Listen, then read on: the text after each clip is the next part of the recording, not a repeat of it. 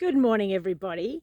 From a very lovely, sunny, early winter's day in Sheffield, Tasmania. This is going to be quite a funny little talk. And what it's about bad spirits, and it's about ghosts, and it's about superstitions and all that kind of stuff. All right, so when we bought this house, which was basically sight unseen other than on the internet, I had a bit of a tune in, and the angels were like, oh, there's no ghosts, there's no bad spirits and all of that sort of business.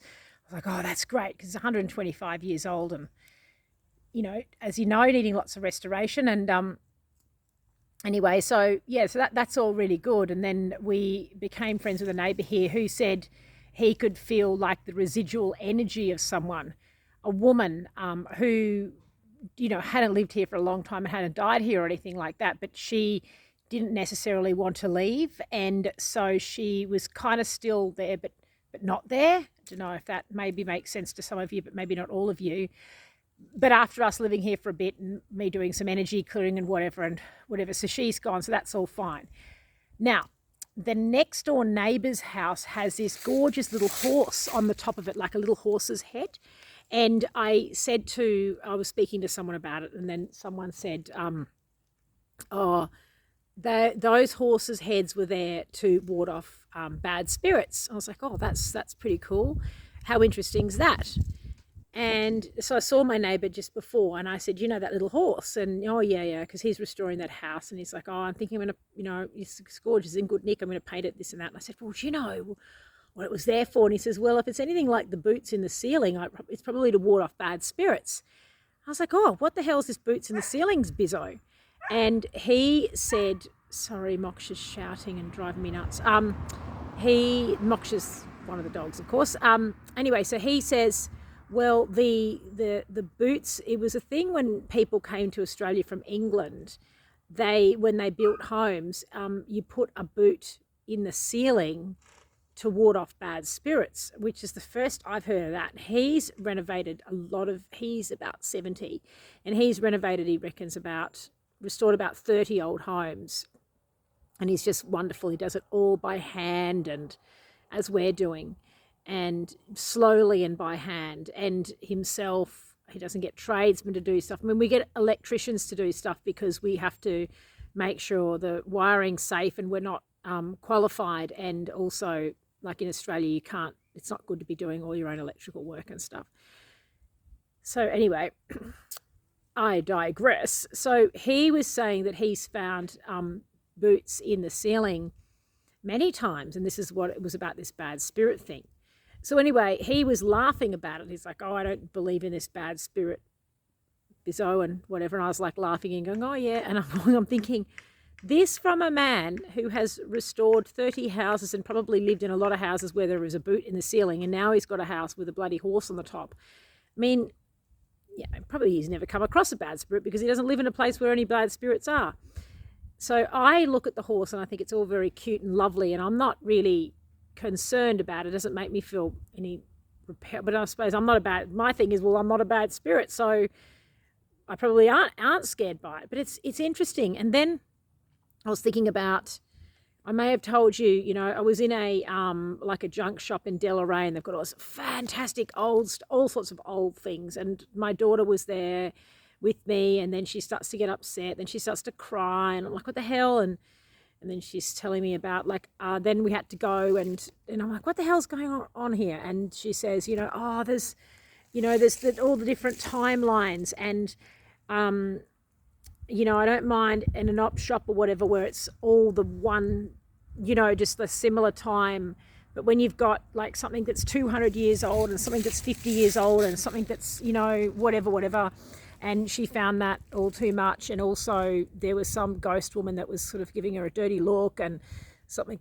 Oh, then when she was like picking things up, she could feel the energy of the owners. And I'm saying to her, it's so funny. So because I can do all that, of course. And I'm saying to her, for goodness sake, she's 89. I'm like, for goodness sake, don't worry about that. We're looking for a lazy Susan to do pottery. I'm not bothered about any of these ghosts. Just ignore them. And she's like, I don't like that woman looking at me. And So it's very funny. So now she's dead against going into any, which is a shame because I love antiques and antique shops and junk shops and all that. She's dead against going into any of that stuff because of this whole bizzo of timelines and ghosts. And so it's funny, isn't it? And so I was thinking about it. I was having some toast before. My neighbour I went to visit for a cup of tea, and she had these mushrooms growing in a front lawn, just ones you'd buy from the shops, but just naturally in a front lawn. And so she gave me a couple of those, and the fairies were like, you really need to eat that for lunch. I was like, okay. I'm not a big fan of mushrooms at the moment. I haven't been for quite some time. I don't usually eat the fungi. They're not classed actually like Ayurvedically and whatnot. They're not eaten either. They're a living thing, so they're not a meat. They're not a vegetable. They're not a mineral. That fungi are their own thing. But my gosh, they're so strong, the flavour and the smell. So I'm sitting there eating I fried them up with a bit of olive oil and salt and had them on some nice homemade sourdough, and that was all good. But I'm thinking about it, and I'm thinking about how, well, this business of bad spirits and ghosts and timelines, and how, I'm very aware of it, and I have a neighbour who's very aware of it, and my daughter's very aware of it. Even at 9, she's able to sort of perceive all this stuff. And then, our neighbour next door, he just laughs it off and says there's a load of rubbish, and he's not aware of it. And it's interesting, isn't it, how we just, like, we're aware of different things, and it's not to say that they don't exist or they're not there. It just maybe be that you can't see it or feel it. It's really interesting, I think. Do you have any particular thing that where's your perception? So for instance, my mathematical perception is probably not excellent. So for instance, if you were to give me a lot of accounting work to look at, I'd be looking at it and I'd be, I probably wouldn't see the mistakes that someone else that's very perceptive of that sort of thing would maybe look at it and go, wow, I can really see some mistakes here. It's interesting, isn't it? I think we've got different ways of perceiving, and we can all see different things. And it's funny that we've sort of created this, delineation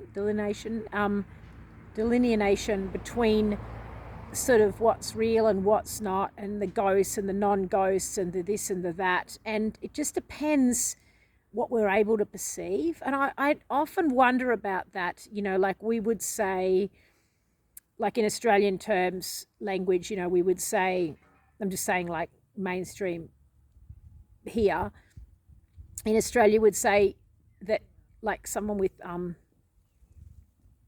schizophrenia or like another mental health issue, they would say that they're imagining things and that they have chemical imbalances and all this kind of stuff. And I wonder, you probably do have, because I know that you can take medication and that sort of changes, but then maybe you're not imagining things. Maybe you're just highly perceptive in that way. Like I said, like with a spirit or a fairy or a maths situation or a cooking situation or a building situation or a childcare situation.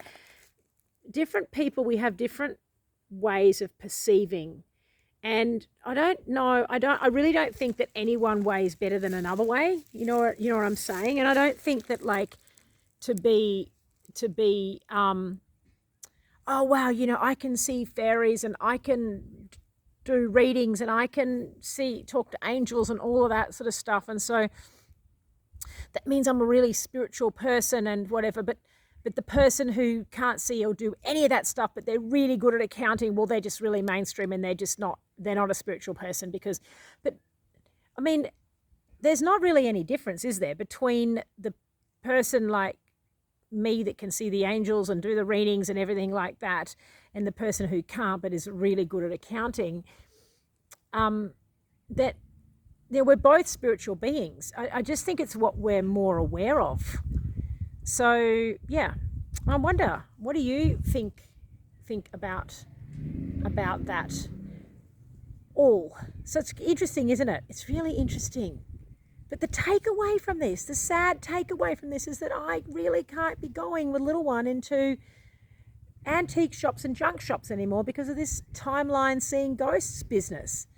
But I did have the neighbour that could see the residual energy thing. He said, well, this is a really good opportunity. And I've said this to her, to my daughter.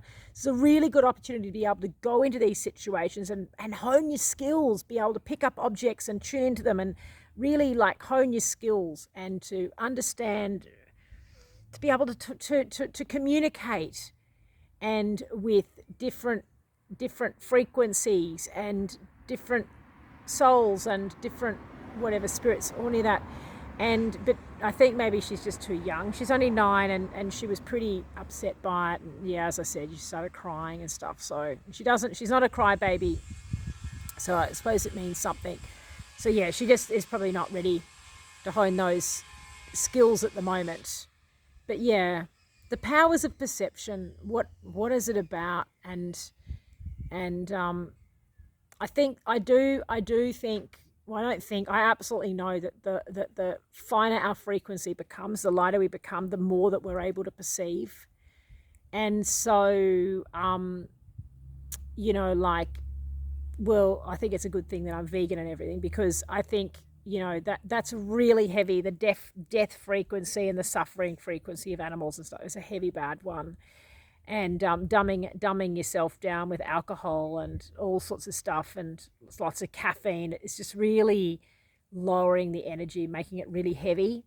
So I think what we eat makes a huge difference, obviously, and what information, what media we see and who we're around and all of that. And I think the higher our frequency becomes, like, I probably don't need to be so attentive with the maths thing, because I just get an instant vibe. Really, I just get an intuitive vibe, right or wrong, aligned or not aligned, and that's it. And I just keep going with that. It's like the mushrooms. I didn't sort of worry about why or tune into it or anything. I just was like, okay, I've been given these mushrooms to eat. They're delicious, fresh, edible mushrooms from someone's garden. They weren't psychedelic or anything. They're just normal food. And, oh my God, so strong. And the fairies, were like, you need to eat these. And so I was like, okay.